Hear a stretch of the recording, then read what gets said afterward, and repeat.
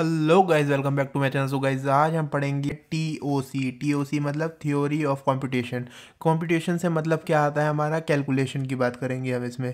ठीक है। अब इसमें जो हम पूरे चैप्टर में देखेंगे, हम देखेंगे कि हम मशीन्स की बात कर रहे हैं। मशीन्स की, अब देखो टीओसी का दूसरा नाम होता है ऑटोमेशन। ऑटोमेशन मतलब ऑटोमेशन नाम से ही समझ में आ रहा है, जो चीज़ क्या हो रही है, ऑटोमेटिक हो रही है। ऑटोमेटिक हो रही है, जैसे कि मैं एक एग्जांपल देता हूँ आपको। जैसे कि मैं गया बैंक में, एटीएम में मैंने ये स्क्रीन में पासवर्ड, यहाँ पर पासवर्ड डाला और मैंने अपना कार्ड डाला। ठीक है, स्वैप कर लिया उसे। तो उसके बाद जो हमारे पैसे हैं वो हमारे क्या निकलते हैं, ऑटोमेटिक निकलते हैं। ऑटोमेटिक निकलते हैं। ठीक है, उसके लिए तो हमारे को कुछ नहीं करना होता, बस हमारे को सही पासवर्ड और वो डालना पड़ता है, पिन, और हमारे पैसे निकल जाते हैं। और हमारे बैंक में पैसे भी होने चाहिए, कंडीशन है। मगर पैसे क्या निकलते हैं, ऑटोमेटिक निकलते हैं। तो ये हमारा किस में आ गया, ऑटोमेशन में आ गया, मतलब हमारा टीओसी में ही आ गया। ठीक है। दूसरा हमारा क्या है, दूसरा हमारा है जैसे कि हम एसी चलाते हैं, तो एसी चलाते हैं तो एसी चलता है तो वो ऑटोमेटिक है। बस हमारे को वही तो करना पड़ता है, रिमोट दबाया और हमने चला दिया, चलता तो ऑटोमेटिक है। तो वो भी हमारा किस में आता है, हमारा टीओसी में आता है, ऑटोमेशन में आता है, मतलब ऑटोमेटिक काम हो रहा है। ठीक है। तो इसमें 7 से 10 मार्क्स का जो है पेपर में आता है। और ये नहीं है कि इसका क्वेश्चन आपसे बनेगा नहीं, यदि आपने चैप्टर अच्छे से पढ़ा है तो इसका क्वेश्चन आराम से बन जाएगा। ठीक है। तो अब आगे देखते हैं हम चैप्टर कौन कौन से आएंगे। इसमें चैप्टर 1 होगा जिसका नाम होगा फाइनाइट ऑटोमेटा, और लास्ट चैप्टर होगा हमारा ग्रामर। ये दोनों को मिलाकर के 80 to 85% जो वेटेज है वो हमारे गेट के एग्ज़ाम में आती है। ठीक है। और फिर हमारा जो है ये चैप्टर, जो सब्जेक्ट है हमारा, यूनिवर्सिटी एग्ज़ाम में भी होता है। ठीक है। तो उसमें भी आपको हेल्प करेगा और ज़्यादा टाइम नहीं लगेगा इसमें। बस इसमें अप्रॉक्स 25 to 30 लेक्चर होंगे, उसमें हमारा पूरा जो चैप्टर है वो कवर अप हो जाएगा। तो ये चैप्टर 1 है, मतलब ये हमारा लेक्चर 1 है। तो देखते हैं हम आगे। ठीक है। ये चैप्टर 2, चैप्टर 3 क्या है हमारा, पुश डाउन ऑटोमेटा, जिसको पीडीए बोलते हैं शॉर्ट में। पी आ गया, डी आ गया, ए आ गया। ठीक है। Turing machine chapter 3। इन दोनों की जो वेटेज है वो है हमारी 15 to 20 मार्क्स। ठीक है। ये ग्रामर आप ये मत समझना कि आपकी वही वाली ग्रामर आ गई जिससे अभी पीछे छुड़ाया था, वो वाली ग्रामर नहीं है, ये हमारी टीओसी की ग्रामर है। ठीक है। तो वाली ग्रामर से घबरा मत जाना कि भैया वही टेंसेस फिर से रटो, और हमारे को तो इंग्लिश आती नहीं है। ठीक है। कोई टेंशन वाली बात नहीं है। अब देखो, ये नोट क्या है कि हम टीओसी में जब भी हम बात करेंगे कि ये चीज़ नहीं है, तो वो चीज़ हो भी सकती है और नहीं भी हो सकती है। हम ये नहीं बोल सकते कि नहीं की बात कर रहे हैं तो वो है ही नहीं। ठीक है। अब जैसे ये हम बोल रहे हैं, ये देखो ये वेन डायग्राम है, वेन डायग्राम। ठीक है। ये आपने मैथ में पढ़ा है बहुत। अब देखो, जैसे मैंने यहाँ पर लिख दिया, यहाँ लिखा है मैंने इंडिया, बड़े सर्कल में क्या है, ये इंडिया, इंडिया पूरी है। और यहाँ मैंने लिखा है ये दिल्ली। अब मैं इंडिया की बात करूँ तो मैं दिल्ली की तो बात कर ही रहा हूँ। अब मैं दिल्ली की, अब मैं इंडिया की बात कर रहा हूँ तो मैं दिल्ली की बात कर भी सकता हूँ और नहीं भी कर सकता। मगर मैं दिल्ली की बात कर रहा हूँ तो मैं इंडिया की तो बात कर ही रहा हूँ ना। ठीक है। दिल्ली की बात कर रहा हूँ तो इंडिया की तो बात कर ही रहा हूँ, मगर मैं इंडिया की बात कर रहा हूँ तो ये नहीं है कि मैं दिल्ली की बात कर रहा हूँ। उसमें कोई सी भी सिटी आ सकती है। मतलब मैं इंडिया की बात कर रहा हूँ तो इंडिया में हमारा भोपाल आ सकता है, ग्वालियर आ सकता है, जम्मू आ सकता है, कुछ भी आ सकता है। ठीक है। मगर ये नहीं है, अब मैं दिल्ली की बात कर रहा हूँ तो ये है वो इंडिया तो आएगा ही आएगा।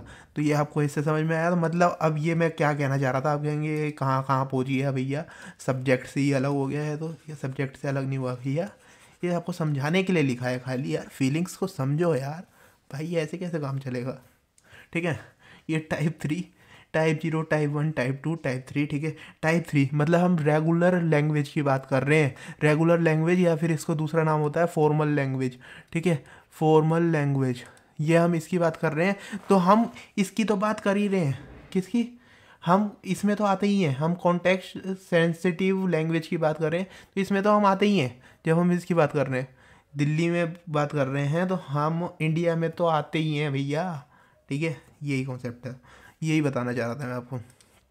ठीक है। अब ये आपको कुछ समझ में नहीं आ रहा है, ये कॉन्टेक्स्ट फ्री लैंग्वेज और ये भैया रेगुलर ग्रामर, ये क्या क्या बता रहा है। तो भाई मैं अभी कह भी नहीं रहा आपको बताने के लिए, ये खाली रोड मैप दे रहा हूँ, रास्ता बता रहा हूँ खाली, मैं आपको रास्ते में ले जा नहीं रहा हूँ। ठीक है। अभी समझ में भी नहीं आएगा, अभी से सब समझने की कोशिश करोगे तो समझ भी नहीं पाओगे। पिक्चर 3 घंटे की होती है, आधे घंटे में ही सब कुछ समझ में आ जाएगा कि पिक्चर में सीन क्या है। तो आगे की पिक्चर देखोगे क्या, नहीं देखोगे ना, तो थोड़ा सस्पेंस सा रखो। ठीक है। नहीं समझ में आ रहा, आगे सब समझ में आएगा। ठीक है ना। तो टाइप 0 है अनरिस्ट्रिक्टेड ग्रामर। तो अनरिस्ट्रिक्टेड ग्रामर, और इसमें मशीन जो यूज़ होती है वो ट्यूरिंग मशीन होती है। ठीक है। ट्यूरिंग मशीन, और फिर इसमें दो आते हैं हमारे NDTM, तो डिटर्मिनिस्टिक ट्यूरिंग मशीन। नॉन, ये एन किसके लिए लगा है, नॉन डिटर्मिनिस्टिक ट्यूरिंग मशीन, और ये ट्यूरिंग मशीन, इन दोनों की जो पावर होती है वो दोनों की इक्वल होती है, तो ये इक्वल का साइन लगा है। और यहाँ पर ये देखिए दूसरा context sensitive language, sensitive case है, सेंसिटिव केस है तो मतलब इसमें कौन सी मशीन यूज़ होती है हमारी, वो होती है हमारी LBA, लीनियर बाउंडेड ऑटोमेटा। ठीक है, फिर हमारी कॉन्टेक्स्ट फ्री लैंग्वेज होती है टाइप 2, और ये कौन सी होती है हमारी मशीन, इसमें जो यूज़ होती है PDA मतलब पुश डाउन ऑटोमेटा। ठीक है, अब ये क्या है, एन आगे लग गया मतलब नॉन पुश डाउन ऑटोमेटा, और ये DPDA मतलब डिटर्मिनिस्टिक पुश डाउन ऑटोमेटा। ठीक है, अब ये रेगुलर लैंग्वेज आर लैंग्वेज भी बोलते हैं ऐसे, या इसको फॉर्मल लैंग्वेज भी बोलते हैं, मैंने आपको अभी भी बताया था मगर दोबारा बता रहा हूँ। ठीक है, तो ये कौन सी होती है हमारी, ये फाइनाइट ऑटोमेटा, तो इसको NFA क्या हो गया हमारा, नॉन फाइनाइट ऑटोमेटा, और डिटर्मिनिस्टिक फाइनाइट ऑटोमेटा DFA। ठीक है, तो ये हो गया हमारा।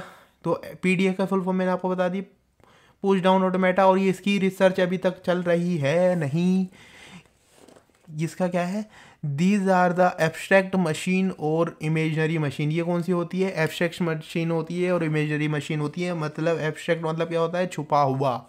जैसे कि मैं आपकी बात करूं कि हम फ़ैन ऑन करते हैं, तो फ़ैन ऑन करते हैं बटन से ऑन करते हैं, मगर उसके पीछे की जो वर्किंग है, जो तार जा रही है हमारे फ़ैन तक, वो हमारे को नहीं पता। ठीक है, तो ये हमारा क्या है, वो पीछे का पार्ट जो है हमारे से एब्स्ट्रैक्ट है। तो ऐसी जब हम हमारा PDA की बात करते हैं, ये हमारी एक एब्स्ट्रैक्ट होती है। कौन सी एब्स्ट्रैक्ट मशीन होती है, इमेजनरी मशीन होती है, मतलब जो हमारे को इमेजनरी लगती है, मतलब हम इमेजिन करते हैं उसे। ठीक है, ये समझिए। ठीक है, LBA क्या है, लीनियर बाउंडेड ऑटोमेटा, और इसकी रिसर्च अभी भी चल रही है, तो इसके बारे में हम ज़्यादा कुछ पढ़ेंगे भी नहीं, और अभी तक ये ज़्यादा कुछ क्लियरिफाई भी नहीं हुआ है इसके बारे में। ठीक है, तो DFA क्या मतलब था, FA का मतलब मैंने आपको बता दिया, फाइनाइट ऑटोमेटा, D मतलब डिटर्मिनिस्टिक फाइनाइट ऑटोमेटा। ठीक है, ये हो गया DPDA मतलब क्या है, डिटर्मिनिस्टिक पुश डाउन ऑटोमेटा। ठीक है, DTM क्या है, डिटर्मिनिस्टिक ट्यूरिंग मशीन। ये सारे नाम आपने अभी सुने से लग रहे हैं पीछे, क्योंकि देखे ही हैं। ठीक है, अभी सुने हुए नहीं लग रहे, तो आगे जो हम चैप्टर में बढ़ते जाएंगे तो भैया इन्हीं से डील करनी है, ये सारे माइंड में घुस जाएंगे, इनके मतलब भी घुस जाएंगे, बिल्कुल दिमाग में ही बैठ जाएंगे। ठीक है, अब जिसके पास ज़्यादा एरिया होता है उसकी पावर सबसे ज़्यादा होती है। ठीक है, अब राजा है, किंग है, उसके पास पूरा एरिया उसका है, पूरी ज़मीनें उसकी है, तो भैया सबसे ज़्यादा पावर भी तो उसकी होगी। तो भैया मैं ये बात कर रहा था, जैसे कि मैं यहाँ पर बात कर रहा था कि यहाँ पर इंडिया की पावर सबसे ज़्यादा होगी या दिल्ली की पावर सबसे ज़्यादा, भैया इंडिया में सारे लोग आ गए, इंडिया की ऑब्वियसली सबसे ज़्यादा पावर होगी। तो ऐसी जब हम बात करेंगे ट्यूरिंग मशीन की, फर्स्ट नंबर पर जो आ रही है, इसकी पावर सबसे ज़्यादा होगी। फिर हमारी सबसे कम पावर जो होगी फाइनाइट ऑटोमेटा की होगी, जो सबसे लास्ट में आ रहा है। ठीक है, तो इंडिया की पावर सबसे ज़्यादा होगी, मतलब हमारी ट्यूरिंग मशीन की सबसे ज़्यादा पावर होगी फिर। ठीक है, तो ऐसी हो गया। और ये मैंने आपको पहले बता दिया है, यहाँ पर क्या बताया मैंने, कि इन दोनों की हमारी जो पावर है वो इक्वल है, और इसमें N की पावर ज़्यादा है D से, मतलब नॉन पुश डाउन ऑटोमेटा, और यहाँ पर क्या है, डिटर्मिनिस्टिक पुश डाउन ऑटोमेटा। इसकी नॉन की ज़्यादा होगी हमारी डिटर्मिनिस्टिक से, किसके केस में, PDA के केस में। PDA मतलब क्या है, अब देखो ये कहाँ से आ रही है, ये कौन से उससे आ रही है, हमारी लैंग्वेज से, कॉन्टेक्स्ट फ्री लैंग्वेज। जो भी चीज़ फ्री मिलती है उसमें ज़्यादातर लोग भागते हैं। तो N क्या है, मतलब जो लोग लेते नहीं है वो कभी भी नॉन जो पुश डाउन करते नहीं है उस टाइम भी कर देंगे, वो उस टाइम जब फ्री में मिलता है तो बढ़िया कर देते हैं, और ज़्यादा मात्रा में करेंगे। तो N की इस टाइम में क्या होती है, ज़्यादा होती है इससे D से, ऐसे याद कर लो। और इन दोनों की भी इक्वलिटी होती है, और इसमें इसकी सबसे ज़्यादा पावर होगी, फिर इसकी, क्योंकि सबसे ज़्यादा एरिया इसका है, फिर इसका है। ठीक है, तो अब देख लेते हैं, which of the following is are correct, इसमें से कौन सा करेक्ट है और कौन सा इनकरेक्ट है। सबसे पहले हमने कौन सी देखी थी, हमने देखी है सबसे पहले, फिर देखी है दूसरी, फिर देखी है तीसरी। अब मैं आपको 1 बाय 1 बताता रहता हूँ। टाइप 0, टाइप 1, टाइप 2 और टाइप 3। टाइप 3 हमने कौन सी लैंग्वेज देखी है, टाइप 3 में हमने देखी है अपनी लैंग्वेज कौन सी, अनरिस्ट्रिक्टेड ग्रामर। टाइप 2 में हमने देखी है कॉन्टेक्स्ट, टाइप 1 में भी देखी है हमने कॉन्टेक्स्ट फ्री लैंग्वेज, और यहाँ पर क्या था, कॉन्टेक्स्ट सेंसिटिव लैंग्वेज। ठीक है, और यहाँ पर क्या देखा है हमने टाइप 0 में, यहाँ देखा है हमने कौन सी, यहाँ पर हमने देखी है आर ग्रामर या रेगुलर ग्रामर, ठीक है, ये हमने अभी देखा है। तो अब मैं बात कर रहा हूँ रेगुलर की बात कर रहा हूँ यहाँ की। तो मैंने बताया दिल्ली की बात कर रहा हूँ, तो मैं इंडिया की तो बात कर ही रहा हूँ। तो रेगुलर की बात कर रहा हूँ तो मैं कॉन्टेक्स्ट फ्री लैंग्वेज की बात तो कर ही रहा हूँ, ठीक है। तो ये वाला ही ऑप्शन इसमें करेक्ट हो गया। अब मैं रेगुलर की बात कर रहा हूँ, तो मैं भैया CFL की बात नहीं कर रहा, ये इसमें बोला है कि ये गलत बोला है, क्योंकि मैं जब रेगुलर की बात कर रहा हूँ तो CFL की बात भी कर रहा हूँ, क्योंकि वो जब हम CFL की बात कर रहे हैं, जब हम इंडिया की बात कर रहे हैं, तो उसमें दिल्ली तो आ ही रही है, ठीक है। अब तो ये वाला हमारा कॉन्सेप्ट गलत हो गया। ऐसे ही हम जब हम CSL की बात कर रहे हैं, इस वाले की बात कर रहे हैं, तो हम क्या कह सकते हैं, हमारे को थोड़ी पता है वो हम इसकी बात करेंगे या नहीं करेंगे, या इसकी करेंगे नहीं करेंगे। जब इसकी करेंगे तो हमारे को आगे वाले का कुछ नहीं कह सकते, तो ये वाला गलत हो गया, ये भी गलत हो गया, और नॉन वाला होगा ही नहीं, ठीक है। अब जब हमारी इसकी बात आई, which of the following is not possible, अब इसमें से कौन सी जो है एल्गोरिथम जो कि पॉसिबल नहीं है, वो बतानी है हमारे को। तो NFA क्या है, ये बता रहा है कि NFA जो है वो इक्वल है हमारा DFA के। ये हमारी कंडीशन करेक्ट है, ये हमने ऊपर पढ़ा था कि NFA DFA के इक्वल होता है। ये लास्ट वाला जो होता है हमारा इसका एग्जांपल होता है, मतलब इसमें NFA इसकी वो कौन सी होती है मशीन, इसकी हमारी मशीन कौन सी होती है, फाइनाइट ऑटोमेटा मशीन होती है। और फिर उसमें कौन सा आता है, NFA DFA, ठीक है। तो NFA DFA दोनों इक्वल होते हैं फिर, ठीक है। और दूसरा वाला जो हमारा NDTM जो है वो इक्वल होता है DTM के, ये वाली भी हमने पढ़ी है, NDTM जो है वो इक्वल होता है DTM के। तो ये भी हमारा आंसर करेक्ट है, इनकरेक्ट पूछ रहा है ये, ठीक है। ये इनकरेक्ट में, इन क्वेश्चनों में ध्यान देना, पेपर में नोट लिखा हुआ आ गया, अब इसमें नोट में ध्यान नहीं देखोगे, आप आंसर पे ध्यान दोगे, आप पहले ही टिक मार दोगे और आ जाओगे, क्या हो गया भैया +4, और पता चलेगा -1, माइनस करवा के आ जाओगे मार्क्स भैया सीधा सीधा, ठीक है। तभी इसमें प्रेजेंस ऑफ माइंड भी जो है आपका मैटर करता है, ठीक है। तो तभी क्वेश्चन की प्रैक्टिस ज़्यादा से ज़्यादा करनी होती है। For every NPDA we can construct equivalent DPDA। अब आपने पढ़ा था, मैंने बोला था नॉन पुश डाउन ऑटोमेटा, मतलब जो मैंने आपको क्या बताया था, कॉन्टेक्स्ट फ्री लैंग्वेज। मैंने कहा था कुछ भी चीज़ फ्री में मिलती है, तो उसमें क्या है, लोग ज़्यादा से ज़्यादा ले लेते हैं। जो NPDA है वो ग्रेटर होता है किससे, DPDA से इस केस में, ठीक है। तो ये वाला हमारा ये होना था, और इसमें इक्वल की बात करिए तो यही वाला हमारा जो है इनकरेक्ट है, ये वाला हमारा आंसर हो गया। बाकी नॉन की कोई बात ही नहीं करेगा, ठीक है। अब देख लेते हैं, हम आ जाते हैं TOC पे।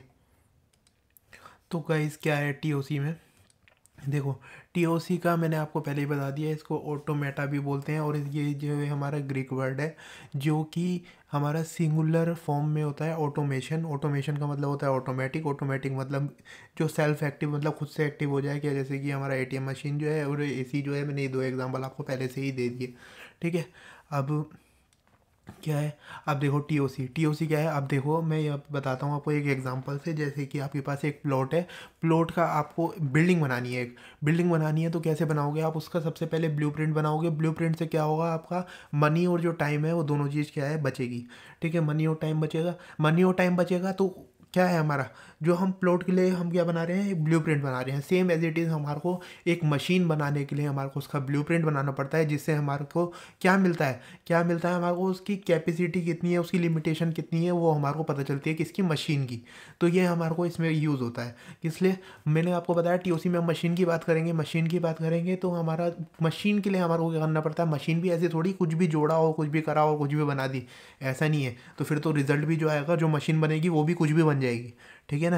तो उसके लिए भी पहले टेस्ट करने पड़ते हैं, पहले पूरा लिखना पड़ता है प्रोसीजर। ये नहीं आपने पहले ही कुछ भी कैसे भी जोड़ दिया तो भैया आंसर क्या आएगा वो भी नहीं पता, मतलब मशीन क्या बनेगी वो भी नहीं पता।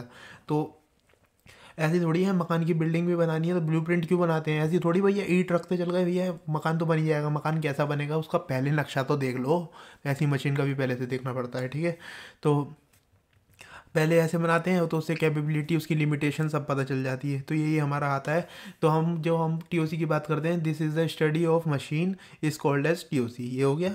अब डेफिनेशन देखते हैं, हाउ मतलब कि मशीन की उसकी परफॉर्मेंस कितनी है कंपटीशन, और कंप्यूटेशनल कैपेबिलिटी कितनी है उसकी, इसकी मशीन की।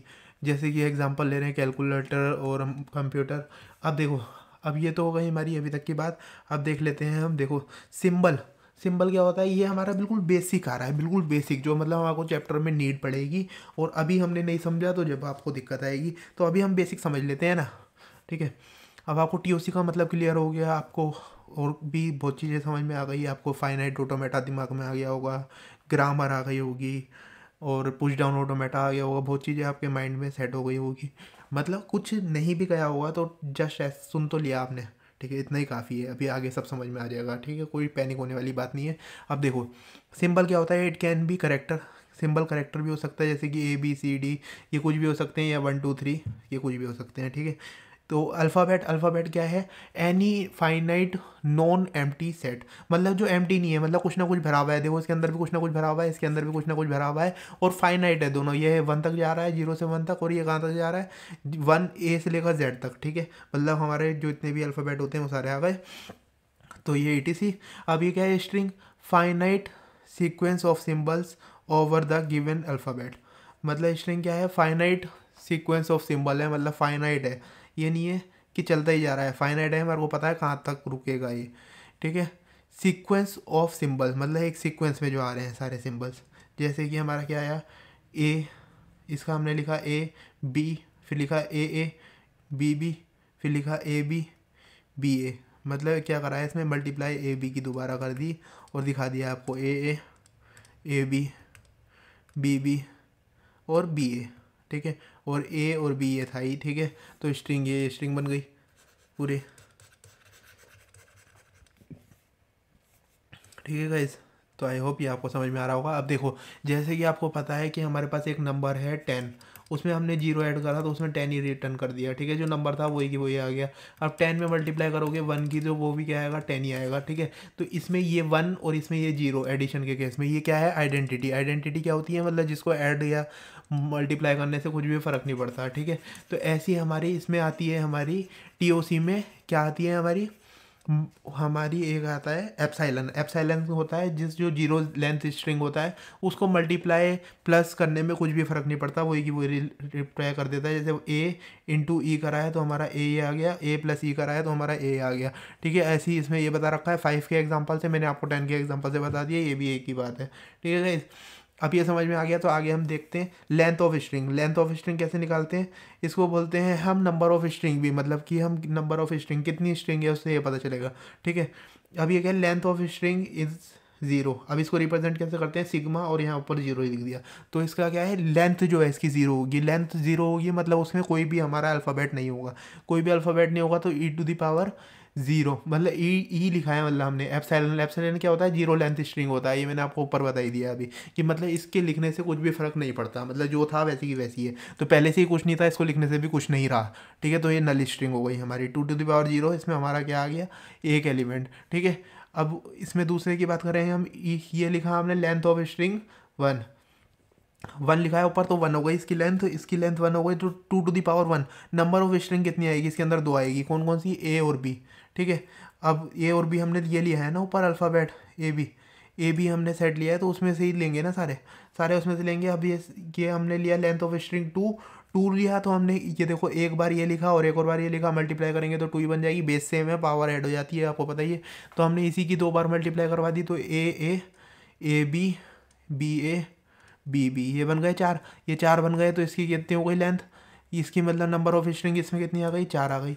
इसमें नंबर ऑफ स्ट्रिंग 4 आ गई, 2⁻2 हो गया, ठीक है। 2 यहाँ था ना, पावर में लिख देना है बस, 2⁻n है, मतलब n मतलब जितने भी हमारे जितनी भी लेंथ की स्ट्रिंग है वो n हो जाएगा, ठीक है।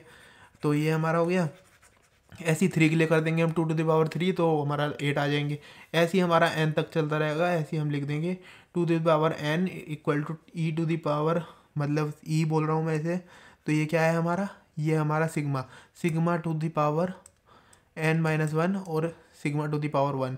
तो 1 बेस से 1 से 1 कैंसिल हो जाएगा, तो σ⁻n आ गया, ठीक है, मतलब सेम ही आ गया।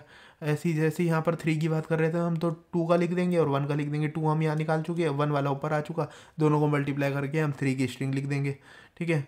और देखो नोट, नंबर ऑफ स्ट्रिंग कितनी है, जिसकी लेंथ n है, तो हम कैसे लिख सकते हैं, जो हमारे नंबर ऑफ एलिमेंट्स है उसकी पावर n, मतलब जितने एलिमेंट है। अब जैसे कि एक एग्जांपल है, ये फॉर्मूला हो गया मतलब एक हिसाब से, ठीक है। जैसे कि हमारे एलिमेंट है 1 2 3 4। अब ये बोल रहा है जो हमारे पास स्ट्रिंग है आर पॉसिबल ऑफ लेंथ 1, मतलब जिसकी लेंथ 1 है, जिसकी लेंथ 1 है तो नंबर ऑफ स्ट्रिंग हमारे पास 4 है। 4 की पावर क्या करनी है हमारे को 1, आंसर क्या आ गया 4। वैसे भी हमारे को देखने में पता चल रहा है कि 1 लेंथ वाले 4 ही हैं, ठीक है। अब हमारे पास 2 लेंथ वाले पूछ रहा है ये दूसरा एग्जाम्पल में, how many number of strings possible of length 2 over the given ये, ठीक है। 2 लेंथ वाले तो मतलब हमारे को क्या है, इसकी पावर 2 कर दो, 4 की पावर 2, ये आ गया हमारा 16 आंसर, ठीक है गाइस। बस ये सिंपल था, ठीक है। क्लीनी क्लोजर, क्लीनी क्लोजर क्या है, all positive string, all possible string over given alphabet, मतलब जितने भी पॉसिबल स्ट्रिंग है सारे के सारे स्ट्रिंग इसमें आ जाएंगे, तो वो हो जाएगा हमारा क्लीनी क्लोजर, क्लीनी क्लोजर, ठीक है। इसको हम डिनोट करते हैं, स्टार आता है इसमें, मतलब सिग्मा के पावर स्टार, सिग्मा स्टार बोल सकते हैं, ठीक है। सिग्मा स्टार इसमें सारे के सारे आ गए, मतलब जैसे हमने एक एग्जांपल लिखा, ये यूनियन लिख रखा है, यूनियन मतलब ये भी ले लो ये भी ले लो, मतलब सारे के सारे जितने हैं सब ले लो, दो कुछ मत सब ले लो, ठीक है। जैसे हमने इसमें लिखा तो इसमें क्या हो गया, ये एप्सिलॉन आएगा ही आएगा, ठीक है। 0 लेंथ मतलब 1 लेंथ वाला लिखा, फिर हमने 0 1, फिर हमने लिखा 0 0 1 1 0 1 1 0, ये सारे लिख देंगे। ऐसी 1 2 लेंथ वाले लिख दिए, फिर 3 लेंथ वाले लिख देंगे, ऐसे ही चलता ही रहेगा ये, तभी डॉट डॉट डॉट लगा दिया, आगे बढ़ाते रहो अपने काम को, आगे डालते रहो, ठीक है। अब पॉजिटिव क्लोजर, पॉजिटिव क्लोजर में क्या हुआ, हमने हमने देखा, अभी कौन सा देखा हमने, clini closure, clini closure, clini closure मतलब पूरा हिसाब बराबर रखता है, मतलब जो हमने एप्सिलॉन लिया था वो भी इसमें आ रहा था, ठीक है। पॉजिटिव की बात कर रहे हैं तो हम एप्सिलॉन को एक्सक्लूड कर देंगे, बाकी सबके सब वैसे आ जाएंगे। 0 लेंथ स्ट्रिंग कौन सी होती है मेरी, एप्सिलॉन, उसको छोड़ देंगे, बाकी की सबके सबको वैसे रख देंगे। तो ये हमारा क्या आ गया, ऊपर वाला हमने same as it is tip दिया, बस इसमें से एक एप्सिलॉन जो है उसको हटा दिया, ठीक है, उसको हटा दिया। तो अब देखो, अब हम इसमें डायरेक्ट ये भी कर सकते हैं, जैसे कि हम ये पॉजिटिव की बात करें, पॉजिटिव की बात करें तो हमने क्या करा, जो हमारे पास क्लीनी क्लोजर थी उसमें से हमने माइनस कर दिया है क्या, एप्सिलॉन को, बस एक एप्सिलॉन को हटाना है, बाकी पॉजिटिव वाला बन गया वो, ठीक है। सब स्ट्रिंग की बात करें, सब स्ट्रिंग की बात करें तो एनी कॉन्जिक्यूटिव, कॉन्जिक्यूटिव मतलब क्या होता है, लगातार, लगातार मतलब कंटिन्यूड, ठीक है। कंटिन्यूस सीक्वेंस ऑफ सिंबल्स लेने हैं हमारे को ओवर गिवन स्ट्रिंग, तो जैसे कि एनी बोला है, एनी मतलब 0 और 1 की बात कर रहे हैं हम, ठीक है। लगातार मतलब एक के बाद एक, मतलब लगातार कंटिन्यू चल रहा है, ठीक है, कोई गैप नहीं आना चाहिए बीच में। अब हमारे को टी ओ सी की हमारे को क्या लिखना है, सब स्ट्रिंग, सब स्ट्रिंग क्या लिखनी है हमारे को, सब स्ट्रिंग क्या होती है, कॉन्जिक्यूटिव, कॉन्जिक्यूटिव होती है, ठीक है। इसके सब स्ट्रिंग लिखना है, देखो एक तो हमारा एप्सिलॉन आएगा ही, फिर हमारा एक टी हो गया, एक सी हो गया, ये ओ हो गया और एक सी हो गया, टी हो गया, ओ हो गया, सी हो गया। फिर देखो कॉन्जिक्यूटिव लगातार जो आ रहा है, टी ओ आ रहा है, ये लिख दिया, फिर हमारा क्या आ रहा है, ओ सी आ रहा है लगातार, ये हमने ओ सी लिख दिया।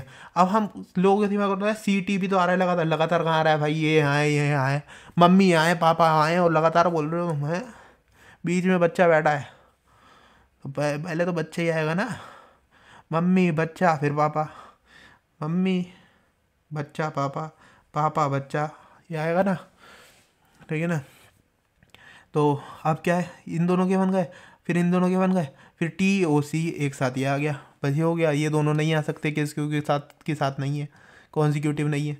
ये वाई ए डी यू के लिखना है हमारे को, तो देखो इसका क्या लिख सकते हैं, एप्सिलॉन लिख सकते हैं और 1 स्ट्रिंग वाले लिख देंगे जिसकी लेंथ 1 है, वाई ए डी यू। फिर हम 2 लेंथ वाले लिखेंगे तो वाई ए आ गया एक, फिर दूसरा आ गया ए डी ये वाला, फिर हमने लिखा डी यू, फिर हमने लिखा वाई ए डी,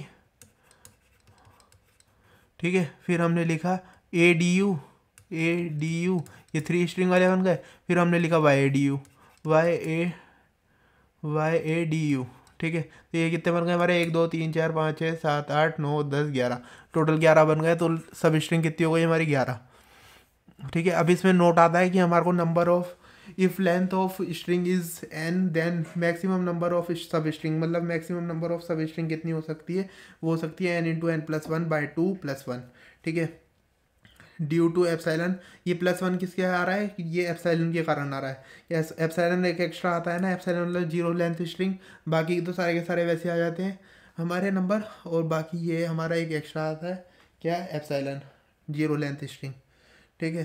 तो इसकी वजह से ये हमारा आता है। और जो हमारी ये फॉर्मूला कब है, जब हमारे पास रिपीटेशन ना हो। रिपीटेशन क्या ना हो, मतलब ये जो हम लिख रहे हैं स्ट्रिंग, इसमें रिपीटेशन नहीं है। जे टी आ रहा है तो आगे कहीं टी नहीं आ रहा है, यहाँ ओ आ रहा है तो आगे कहीं ओ नहीं आ रहा, सी आ रहा है तो आगे कहीं सी नहीं आ रहा, ठीक है। मतलब ये कहीं पर भी रिपीट नहीं कर रहे। सब एक एक अल्फ़ाबेट है, ठीक है, सिंगल मतलब। तो हमारा 3 है, मतलब इसमें नंबर ऑफ एलिमेंट, मतलब इसमें बोलूँ स्ट्रिंग कितने की है, 3 की है। तो number of string 3 into 3 plus 1 by 2 plus 1, इसका आंसर आ गया 7। जो हमने देखा था ऊपर 7 ही आ रहे थे, ठीक है। अब यहाँ पर इस वाले में हमने 11 देखा था और हम वैसे भी निकाल रहे हैं 4 इंटू 4 प्लस 1 बाई 2 प्लस 1 करके, तो हमारा 11 ही आ रहा है आंसर। और देखो जब हमारे पास रिपीटेशन हो तो हमारा वाला फॉर्मूला जो है फेल कर जाएगा, मगर हमारे पास थोड़ी सी भी बुद्धि हो तो हम आराम से निकाल सकते हैं। इसमें देखो ए जो है हमारा 2 बार रिपीट कर रहा है, तो हमने फॉर्मूला लगाया N into N plus 1 by 2 plus 1। हमारा फॉर्मूला क्या हो गया, 3 इंटू 3 प्लस 1, जो कि हमारा क्या हो गया बाई 2 प्लस 1। ये क्या हो गया 3 इंटू 3 प्लस 1, मतलब 3 4 जो 12 बाई 2 6 प्लस 1 7 आ गया। 7 तो आ गया, मगर इसमें हमारा एक रिपीट कर रहा है तो -1 कर दो, ठीक है। तो हमारा 6 आंसर आ रहा है वैसे, और आप वैसे भी निकालोगे तो 6 आएगा। और हमने बुद्धि लगा के भी निकाल दिया, मगर आप वैसे ही सीधा फुट कर देते 3 और रिपीटेशन होने देते तो आपका आंसर आता 7 और माइनस हो जाता 1, और आप समझते मैं करके आया हूँ पेपर एकदम डनाडन। मगर अब आपको समझ में आ गया तो अब आपसे गलती नहीं होनी चाहिए, ऐसी मेरे को उम्मीद है, ठीक है। बाकी आप प्रैक्टिस करके इसे अपने प्रैक्टिस में लाएं, ठीक है। और देखो ट्रिवियल सब स्ट्रिंग में क्या है, इसमें हर समय 2 सब स्ट्रिंग होगी। मतलब कौन कौन सी होगी, एप्सिलॉन एंड स्ट्रिंग इटसेल्फ। मतलब एप्सिलॉन, और जैसे मैं YADU की बात करी थी मैंने पहले, तो इसमें कौन सी हो गई हमारी, एक एप्सिलॉन हो गई और एक स्ट्रिंग खुद में, मतलब YADU पूरा आ गया, ठीक है। अब नॉन ट्रिवियल की, जैसे TOC की बात करी तो एक हमारा एप्सिलॉन आ गया और TOC खुद में आ गया, ठीक है। ये एग्जांपल। नॉन ट्रिवियल की बात कर रहे हैं तो नॉन ट्रिवियल में खुद को छोड़ करके और एप्सिलॉन को छोड़ करके बाकी सारे के सारे आ जाएंगे। जैसे कि मैंने TOC की बात करी तो TOC में क्या आ गया, हमारे खुद को छोड़ दिया, इसको छोड़ दिया और इसको छोड़ दिया, और बाकी सब आ गए TOC T और एक वो, मतलब TOC मतलब फिर TO फिर OC फिर TO फिर OC फिर TOC वाला हटा दिया और ये हटा दिया, बाकी सारे के सारे आ गए, तो 5 हो गए इसकी, ठीक है। अब इसमें हम बोलें कि इसमें हम नोट लिख करके कैसे लिखें, तो आप सीधा बुद्धि ये वाला फॉर्मूला मत रटो, सीधा ये फॉर्मूला तो ऐसे जनरेट हो जाएगा n into N plus 1 by 2 plus 1। हमने क्या देखा था, +1 फॉर्मूला दिखा था। अब इसमें 2 हटाने हैं, आपको पता है 2 हटाने होते हैं, -2 कर दो। फॉर्मूला क्या हो गया, n into N plus 1 by 2 plus 1 -2 करेंगे तो -1 आ जाएगा, ये यहाँ पर लिखा हुआ है। और ऐसे आप रटोगे तो आप कंफ्यूज हो जाओगे, कहाँ पर +1 था कहाँ पर -1 था, ठीक है। अब आपको समझ में आ जाएगा। सब स्ट्रिंग -2, 2 कौन कौन से करने हैं हमारे को, दोनों कौन कौन से, एप्सिलॉन और स्ट्रिंग इटसेल्फ, IS मतलब इटसेल्फ, ठीक है। अब देखो प्रीफिक्स मतलब आपको पता है, प्रीवियस मतलब पता है, प्रीवियस मतलब पहले जो आता है, ठीक है। तो इसमें क्या है, नाम से समझ में आ रहा है, ये रटवा नहीं रहा हूँ मैं आपको, ठीक है, तभी सीधा सीधा बता रहा हूँ। अब जैसे कि आपको TOC का लिखना है तो TOC का कैसे लिखोगे आप, TOC की सब स्ट्रिंग कैसे लिखोगे आप, देखो एक एप्सिलॉन आ गया खुद में, एक T आ गया। प्रीफिक्स की बात कर रहे हैं तो हमारा O नहीं आया, सबसे पहले हमारा T आ रहा है तो T वाला आ गया, एक लेंथ वाला, ठीक है। फिर हमारे 2 लेंथ में एक TO आ गया जो सबसे पहले आ रहा है। फिर 3 लेंथ में हमारा TOC आ रहा है पूरा, ठीक है, जो प्रीफिक्स से आ रहा है। तो ये हमारा आंसर हो गया। और इसमें कैसे निकला, हमारे पास TOC 3 थे, हमारे पास लेंथ जो थी वो 3 थी, और हमारा लेंथ +1 जो हमारे होंगे नंबर ऑफ सब स्ट्रिंग आएगी, ठीक है। तो ये रहा, if the length of the string is n then the number of prefix equal to n+1। तो ये आ रहे हैं 4, ठीक है। अब देखो, अब हमारे सफिक्स मतलब प्रीफिक्स मतलब पहले प्रीवियस, और सफिक्स मतलब लास्ट से मतलब अब हमारे पास TOC का लिखना है तो लास्ट से कैसा है, एक एप्सिलॉन तो आएगा ही आएगा। लास्ट में हमने C लिखा है, 1 लेंथ वाली, 2 लेंथ वाली CO लिख दिया, मतलब OC लिख दो, या CO ही लिखना चाहिए वैसे, यहाँ CO लिखो आप, ठीक है। फिर COT लास्ट से देखोगे तो COT एक ही आ गया, ठीक है, ये लिखना आप, ठीक है। वो ज़्यादा इंटेलिजेंट लोग लिखते हैं वैसे, बाकी मतलब दोनों ही एक ही होता है। तो मैंने ये लिख दिया, आपको दोनों चीज़ें बता दी, मतलब ठीक है। अब इसमें भी वही हो गया, यदि हमारी लेंथ n है तो n+1 हो जाएगी हमारी उसकी स्ट्रिंग, कौन सी, सफिक्स वाली की। अब ग्रामर में क्या होता है, set of rules, it is denoted by G में मतलब क्या आता है, VTPS क्या है, V मतलब वेरिएबल्स, T मतलब टर्मिनल्स, P मतलब प्रोडक्शन या रूल, S मतलब स्टार्ट सिंबल, ठीक है। ये आप क्या होगा, क्या बोल गया भाई, ये अभी समझ में भी नहीं आएगा, ये मैंने समझाया भी नहीं है, चैप्टर बड़ा है, बाद में समझ में आएगा, ठीक है। अब ये लैंग्वेज क्या है, लैंग्वेज में हमारा सेट ऑफ स्ट्रिंग होते हैं, मतलब जब हम लैंग्वेज की बात करते हैं तो अलग अलग स्ट्रिंग आती है। अब हमने लिया ये एक हमने लिया स्ट्रिंग कौन कौन सी जिसमें ए बी है, ए बी है मतलब हम किसी भी स्ट्रिंग की बात नहीं कर रहे, तो ई लिखा हमने, ई मतलब क्या होता है एप्सिलॉन, हमारी कौन सी नल स्ट्रिंग, ठीक है नल स्ट्रिंग होती है। तो फाइनाइट हो गया, ये फाइनाइट हो गया मतलब नॉन एम्प्टी लैंग्वेज हो गई हमारी, नॉन एम्प्टी मतलब एम्प्टी तो नहीं है, कुछ तो है इसमें, ठीक है। फाइव लिखा है, फाइव मतलब एम्प्टी लैंग्वेज मतलब कुछ है ही नहीं इसमें, ठीक है। एल थ्री मतलब ए बी, इसके हमने कॉम्बिनेशन लिख दिया A B A B B, इसमें से लिख दिया, तो ये फाइनाइट लैंग्वेज हो गई।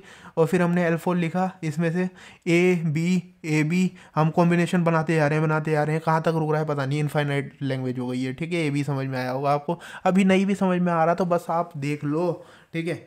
आगे आगे करके आ जाएगा, एक बार वीडियो को दोबारा देख लेना, ज़्यादा लंबी वीडियो होने वाली नहीं है ये, ठीक है। अब देखो नोट क्या है, अब यूनिवर्सल लैंग्वेज, यूनिवर्सल लैंग्वेज किसे बोला है, इसे किसे बोला है, जो हमने ऊपर देखा था क्लीव है, कौन सा देखा था क्लोजर, ठीक है। ये देखा था स्टार से हम उसे डिनोट कर रहे थे, हाँ, तो ये हो गया हमारा।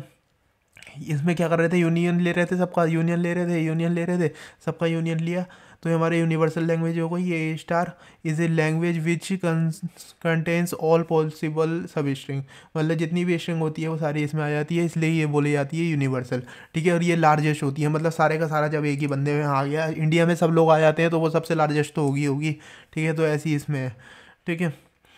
और ये क्या है, ई स्टार में सारे आ जाते हैं, तो यदि हम कोई सी भी लैंग्वेज की बात करें तो वो हमारा ई स्टार का क्या हो जाएगा, सबसेट हो जाएगा, ठीक है। अब ये एक एग्जांपल की बात करें, जैसे हमने एक स्ट्रिंग मानी जो X into Y such that, जो एक्स है वो बिलोंग कर रहा है हमारा सिग्मा से, और जो वाई है वो सिग्मा स्टार से, सिग्मा स्टार से मतलब ई स्टार क्या हो गया, ये हमारी सारी की सारी स्ट्रिंग आ गई। तो ये हम इसकी बात कर रहे हैं, तो हमारे से एक्स डॉट वाई पूछ रहा है कि इसका मोड क्या होगा, तो इसको हम लिख सकते हैं mod of X plus mod of Y, ठीक है। एक तो ये वाला आंसर तो हो ही गया हमारा, दूसरा हमारा आंसर क्या हो गया, mod of X mod of Y, ये मोड ऑफ वाई तो हमारा है ही, क्योंकि इसमें पूरी की बात करी गई है। और ये एक्स में हमारे को किससे बिलोंग कर रहा है, सिग्मा से, सिग्मा, और यहाँ पर क्या है, वन है, वन है तो मतलब हमारी क्या हो गया, इसकी जगह पे वन आ गया, प्लस ये वाला भी हो गया हमारा आंसर, तो आंसर बोथ हो गया हमारा सही, ठीक है। उसके बाद देखते हैं कॉन्कैटिनेशन ऑफ स्ट्रिंग। कॉन्कैटिनेट मतलब क्या होता है, जुड़ना, ठीक है। कॉन्कैटिनेट जैसे कि हमारे पास ये है सिग्मा, ये एक स्ट्रिंग है ए बी, तो हमने W1 लिखा ए बी और W2 लिखा बी बी, तो W1 कॉन्कैटिनेट विद W2, तो ये हो गया ए बी बी बी, मतलब क्या है, बस जोड़ देना है, ऐसे मल्टीप्लाई कर देना है सीधा सीधा, ठीक है। W2 कॉन्कैटिनेट विद W1, तो ये बी बी ए बी आ गया, ठीक है। ये दोनों एक दूसरे के इक्वल नहीं है, बस ये बताया है। आप देख देते हैं रिवर्सल, मतलब रिवर्सल मतलब रिवर्स देखना है, रिवर्स देखना है, जैसे हमने लिखा ये ए बी एक स्ट्रिंग है, उसमें एक्स वाई जो है वो हमारे बिलोंग कर रहे हैं किस में से, ई स्टार में से। यहाँ पर जो एक्स वाई की बात हो रही है, ये ए बी की जो बात हो रही है यहाँ के लिए हो रही है, ठीक है। W equal to A B लिखा हमने, तो डब्ल्यू आर मतलब इसका रिवर्स आएगा, जो बी ए आएगा, मतलब रिवर्स आपको पता है ना, ये पहले लिखा फिर ये लिखा फिर ये लिखा फिर ये लिखा, तो ये इसका रिवर्स बन गया, ठीक है। अब हम बात करें किसकी, X into Y whole to the power R, मतलब इस पूरे का हम रिवर्स लेंगे, तो आपको पता है हमने 12th में पढ़ा होगा आपने, किस में, डिटर्मिनेंट में, A B dash equal to B dash, मतलब ट्रांसपोज की होती थी ये प्रॉपर्टी ए डैश, ठीक है। ये हमारे होता था, तो ऐसे ही हमारा एक्स इंटू वाई का ये लिया हमने, रिवर्स करा, तो हमारा वाई का रिवर्स इंटू एक्स का रिवर्स ये आ गया, ठीक है। अब एक्स का रिवर्स आपको पता है, एक आदमी को उल्टा करा फिर उल्टा कर दिया, तो ओवरऑल तो सीधा ही हो गया ना वो, तो एक्स का एक्स ही आ गया, ठीक है। In case of unary alphabet की बात कर रहे हैं, x equal to x to the power r, तो x into x to the power r की whole to the power r, वैसे भी आप देखेंगे x equal to x to the power r होता है, तो इसकी पावर आर है, तो यही हमारा एक्स रिटर्न कर जाएगा। मगर हम वैसे देखें कि X to the power R हो गई, इसको ओपन कर रहे हैं, तो into x to the power R to the power R, आपको पता है किसी की पावर मैंने बोला इंसान को उल्टा करा फिर उसे उल्टा कर दिया, तो वो ओवरऑल सीधा ही खड़ा हो गया। तो यहाँ पर देखो इसका क्या, यहाँ तो एक्स दे दिया और यहाँ पर X to the power R है ही, ठीक है। तो यही हमारा यहाँ पर लिखा हुआ है और कुछ अलग नहीं लिखा, ठीक है। Every prefix and suffix of a string is सब string but reverse is not true, मतलब प्रीफिक्स और सफिक्स की जो हमने बात करी थी, प्रीवियस मतलब प्रीवियस वाला, जैसे हमने टीओसी में देखा था, टीओसी में क्या आ रहा था हमारा, कि हमारा एप्सिलॉन आ रहा था, और फिर हमारा आ रहा था टी आ रहा था, फिर हमारा टीओ आ रहा था, फिर टीओसी आ रहा था हमारा, किसका किस में आ रहा था हमारा, ये हमारा आ रहा था प्रीफिक्स में, ऐसे ही हमारा सफिक्स में आ रहा था टीओसी का क्या आ रहा था, टीओसी का मैं आपको रिवाइज भी करवा रहा हूँ ना ऐसी। तो एक एप्सिलॉन आ रहा था और फिर हमारा लास्ट वाला सी आ रहा था, फिर सीओ आ रहा था, फिर हमारा सीओटी आ रहा था। ठीक है, ये आ रहा था। तो ये हमारा आ रहा था सफिक्स और प्रीफिक्स जो है ये हमारा एक सब स्ट्रिंग है, मगर इसका रिवर्स जो है वो ट्रू नहीं है। इसका हम रिवर्स करके देखें, उल्टा करके देखें तो वो हमारा ट्रू नहीं है। ठीक है, बस इसमें ये बताया। तो गाइज बस इतना ही था आज के लिए। और वीडियो अच्छी लगी हो तो वीडियो को लाइक करना, चैनल को सब्सक्राइब करना और अपने फ्रेंड्स के साथ शेयर करना। और गाइज कुछ भी डाउट हो तो मुझे व्हाट्सएप जरूर करना, 9654808198, ये मेरा व्हाट्सएप नंबर है और आप मेरे को इसमें व्हाट्सएप ज़रूर से करना और डाउट को पूछना।